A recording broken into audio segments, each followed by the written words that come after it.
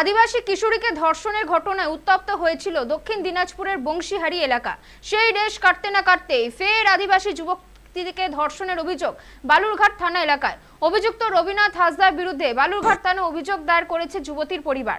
জানা গিয়েছে, গত রবিবার বালুরঘাট ব্লকের কাশিয়াডাঙ্গা এলাকায় একটি ফুটবল টুর্নামেন্ট ছিল। সেখানে যুবতীর পরিবার খেলা দেখতে যায়। সেই সময় যুবতী বাড়িতে একা থাকার সুযোগ নিয়ে রবীন্দ্রনাথ হাসদা ওই অপহরণ করে নিয়ে যায়।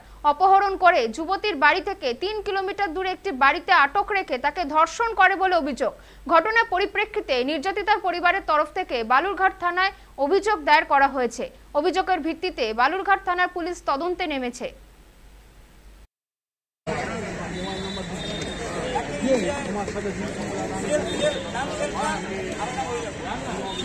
রবিবারের দিন আমার বাড়ি থেকে 1 কিলোমিটার দূরে কাশিয়াডাঙ্গা মাঠে বল খেলা হয়েছিল।